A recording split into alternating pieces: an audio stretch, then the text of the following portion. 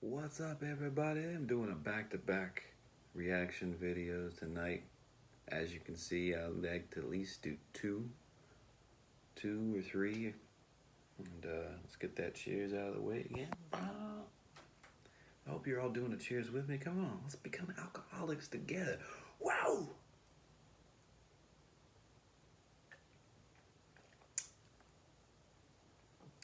It's tangy. We're gonna do Rush, Middletown Dreams from the Clockwork Angels tour. I want to watch that shit live. And as I was preparing the video, not to sound like a complete puss cake, but I'm realizing that since Neil's death, this is the first time I'm going to be watching them live. So I might actually get emotional. I remember, I can't remember the exact date when Neil passed away. It was January of this year, 2020, I believe. But my wife had just given me some good news. I woke up after a long night shift. I woke up, there was a pregnancy test right in my face. You know, the Blue Cross. She was pregnant. I was like, well, let's do two more. You know, we're actually trying, and we want to have a baby. So we do two more, back to back, boom, boom, boom. All three of them positive. Long story short, she's pregnant. But I don't even know, like week, 2-3 weeks later, get news that Neil passed away. And I have so many emotions going through me, and this is how I know I've got a good wife. She doesn't know anything about Rush, probably wouldn't like him at all, but she sympathized for me when I was right over my shoulder right here. I just put up my CDs and DVDs up in the attic just a couple of days ago, but I took all of my Rush CDs, DVDs, and I had them all in a big pile. I was sitting there taking pictures of them, posting them on Facebook. Rest in peace, Neil Peart. And I was tearing up. I kind of cried a little bit. I was actually bummed super bad when Neil passed away, and the only other person that made me feel that way was when Chris Cornell died. I look up to him as a singer big time. I don't think we're ever going to have another singer like him, ever. From start to finish, his entire career, that guy was ungodly good at singing. But anyway, let's get into this.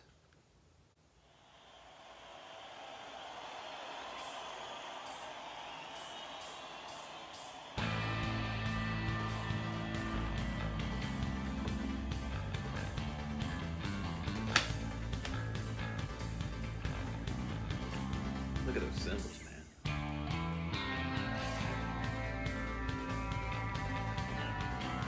And there's my biggest item. Fucking Alex Lifeson.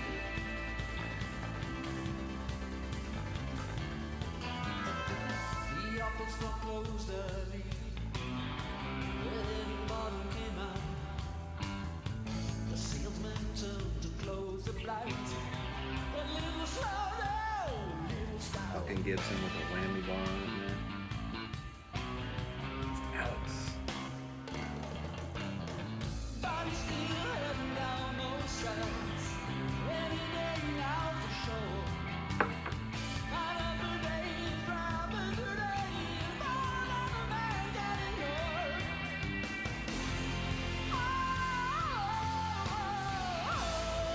That part on the album always gives me a big chill. Dreams blow across the heartland, feeding on the fires. Dreams transport desires,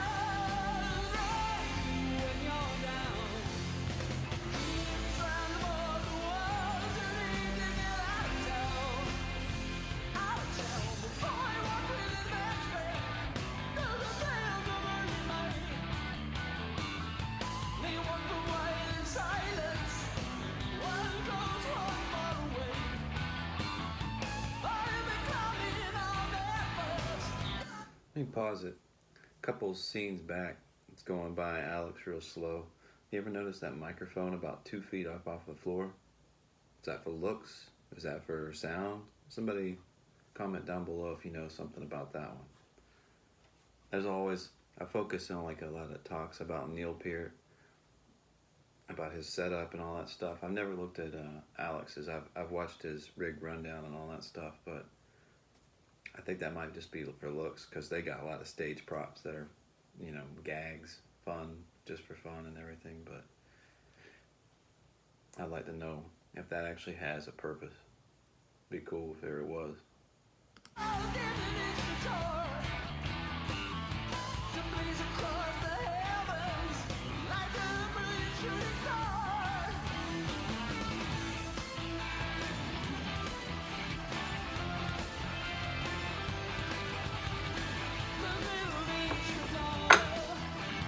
Notice that when Neil's playing, it has whole kits and it's fucking bouncing.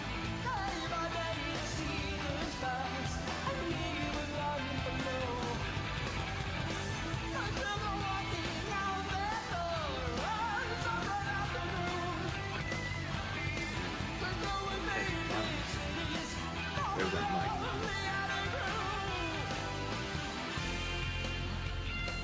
Just had a 10% battery life pop up on my screen.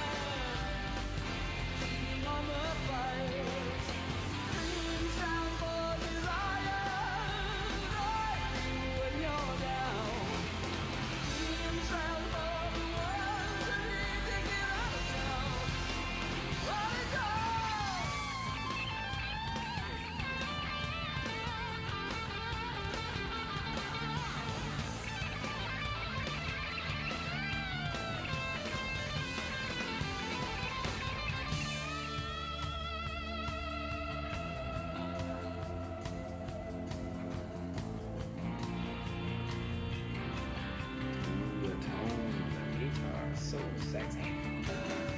It's understood by every single person in the house very vacant. So far, so good. That life's not a blessing in the little neighborhood.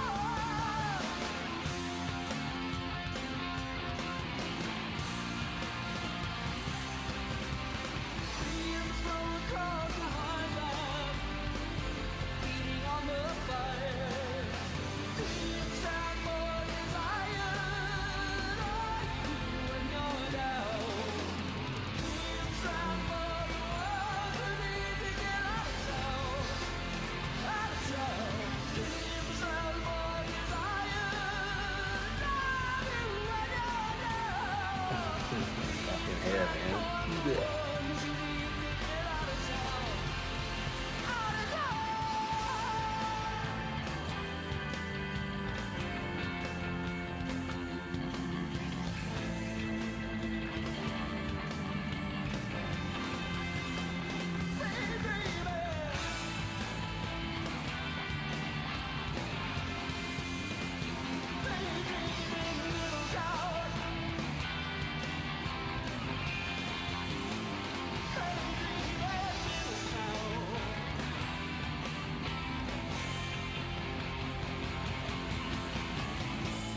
Oh, a silly face by Neil.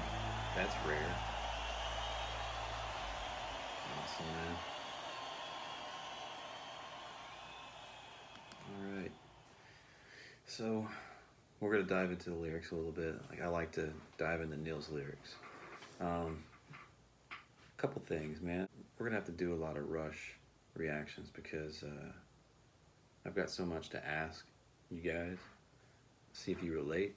But you know, I love these guys, but it seems like Geddy's voice, I don't know, like he's singing it, but it's just not clear. The clarity is gone, and some of the higher parts, some of the more enthusiastic parts where he sings. The guy can still play like a motherfucker though. The other thing I was wanting to say, on the Time Stands Still DVD, didn't you think it was kind of a dickhead move on the bassist from Rage Against the Machine? Like I love Rage Against the Machine, and that guy Tim whatever on bass for Rage Against the Machine, he's really fucking good, but he was just kind of like disrespectful towards Getty, talking about his fucking beak of a nose, his fucking moving shit around with moving the microphone around as he plays. I mean, if he did that, that's pretty fucking badass. But you know, Getty's got that distinctive look to him, and you know, God bless him. He's not a very good looking man. Either am I. I'm no fucking prize, but see, now I'm disrespecting him. Thanks a lot, you fucking prick. You Rage Against Machine bassist is drawing me into the negativity, you know? None of the boys are good, handsome men. Yeah. But, you know, they can play like a motherfucker. They can write songs like a motherfucker. And that's why we love them. Let's get into this lyric. Middle-aged Madonna. On that second verse, you know, I read Neil's book, Traveling Music, and it was more of the entertaining books of his that I've read so far. I mean, I'm a big fan of theirs. I'll read his books, and some of them have got me pretty bored, I gotta admit, but Traveling Music kind of surprised me with a band that sang the song Teardrop, Massive Attack. It was really fucking, I was like, God damn it, I love that song. And you know what? I got into riding motorcycles probably about 5-6 years ago. I'm going to try to keep this story short and still long. It's not because of Neil, but I did like that. We had that connection. That riding motorcycles, listening to music and things like that, it's kind of like therapeutic, and it fucking is. It's wind therapy. But me, my brother, and his buddy took a trip. We went to Chattanooga, Tennessee. Beautiful ride, going up through those mountains and curves and seeing waterfalls and such on a motorcycle. But I had one of those headsets with the inner ear. I could listen to music, take phone calls, which 99% of the time I was listening to music, and I was listening to Massive Attack. I was listening to Pandora Radio, actually. And Massive Attack, Teardrop. I'm pretty sure the song's called Teardrop, came on, and it was probably the second or third time I've ever heard that in my life. But man, you can be blown away by some of the music that you listen to riding a motorcycle. Seeing certain scenery can just really be like life-changing, and that was one for me. And I was really blown away that he liked Massive Attack and Madonna. I really like her song Rain. I'm sure that just seems like it's been written by somebody else that's way better than her. You know what that song does remind me of, though? Peter Gabriel's Red Rain. And I guarantee there's some type of correlation between those two. Probably same producer. Fucking Peter Gabriel probably wrote the song. But anyways, I don't think I did that great of a job at pinpointing what this song's about. It's pretty obvious what it's about, though. It's just Middletown Dreams. It's the name, the meaning is right there in the title. But again, Neil, being the genius on lyrics that he was, doesn't pinpoint just his perspective. He makes it relatable by hitting on from start to finish. And by start to finish, I mean from the start of childhood to your young 20s, you're working yourself to death, and then you're older. Everybody has dreams, and I respect everybody's dreams, no matter what it is, and you should too. But anyways, let's get another cheers in, and comment down below your opinions. Let me know if you all know what I'm talking about. Madonna's Rain. Do you like that song too? I fucking like it a lot. And yeah, listen to Red Rain by Peter Gabriel, fan-fucking-tastic song, and then listen to Madonna's Rain. Tell me you don't hear some type of similarities.